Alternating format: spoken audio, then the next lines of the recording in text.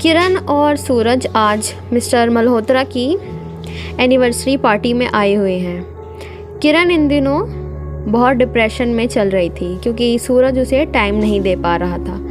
हमेशा काम के सिलसिले में बिजी ही रहता था और घर से दूर भी रहता था, जिसके चलते किरण का स्ट्रेस और एंजाइटी बहुत ज़्यादा बढ़ गई थी। कुछ भी सोचती और बिना स्लीपिंग पिल्स के उसे नींद नहीं आती थी।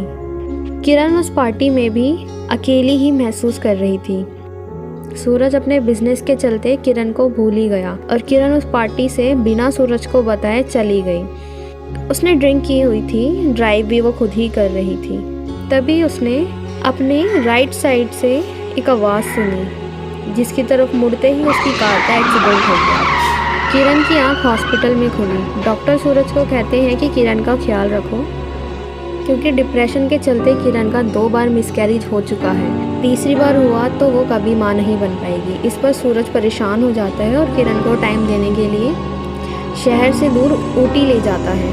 ऊटी में सूरज का एक घर होता है जहाँ वो दोनों शादी से पहले अक्सर जाया करते थे। किरण को वो पुराने दिन याद आ गए। रात में किरण को किसी के दर्द में मदद मांगने की आवाज़ सुनाई दी, जिसका पीछा कर वो जंगल में पहुंच जाती है और सूरज पीछे से आके उसे रोककर कहता है, तुम यहाँ क्या कर रही हो, वो भी इतनी रात में? मुझे किसी ने बुलाया, कोई दर्द में चिल्ला रहा था। और सूरज उसे अपने साथ घर पर ले आता है। दोनों घर आते हैं और किरण वही अपने डिप्रेशन की पिल्स लेना शुरू करती है, तो सूरज उसे वो पिल्स खाने से मना कर देता है और उसे सुलाने की कोशिश करता है। नेक्स्ट डे सूरज अपने एक दोस्त की वाइफ से मिलता है, जिसकी कंपनी में उसने इन्वेस्टमेंट किया होता है। वो पूछती है कि तुम यहाँ कैसे? तो सूरज कहता है वो अपनी बीवी को वक्त नहीं दे पा रहा था, जिसके चलते वो काफ़ी परेशान हो गई थी, तो बस उसी के साथ थोड़ा टाइम स्पेंड करने के लिए ऊटी आया हूँ। वहीं किरण घर में अकेली थी। आज उनका नौकर भी नहीं आया था, बल्कि उसकी जगह कोई और आया था। किरण उससे पूछती है कि तुम कौन हो और रॉबर्ट कहाँ पर है, जिस पर वो लेडी जवाब देती है कि रॉबर्ट तो कई दिनों से गायब है, इसीलिए मैं यहाँ काम करने आई हूँ। वो दरअसल उसकी वाइफ थी। उसी रात किरण को फिर किसी की दर्द से कराने की आवाज़ आती है। किरण फिर डर जाती है। नेक्स्ट डे प्रिया घर आती है। किरण ये सारी बातें प्रिया को बताती है, जिस पर प्रिया कहती है कि ये सारी बातें हम फादर डिकोस्टा को बताएंगे। फादर डिकोस्टा से मिलने जाते हैं। वहाँ फादर किरण से कहता है कि एक पीले कपड़े में वो उसे नींबू रख के देता है और कहता है इसे अपने उस बंद कमरे में रखना।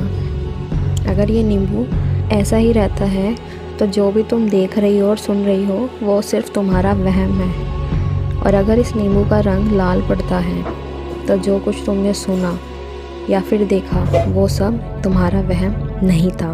किरण ऐसा ही करती है, पर जब वो नींबू देखती है तो वो हैरान हो जाती है, क्योंकि नींबू पूरा लाल पड़ चुका था।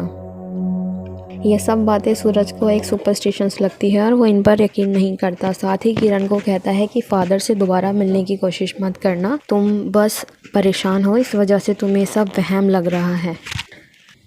और सूरज किरण को लेकर वापस जाने लगता है, लेकिन भारी बर्फबारी की वजह से रोड्स ब्लॉक कर दिए गए थे, जिस वजह से वो लोग वहीं फंस जाते हैं। और एक बार फिर किरण को गाड़ी में बैठे हुए अपने लेफ़्ट ईयर में किसी की आवाज़ सुनाई देती है।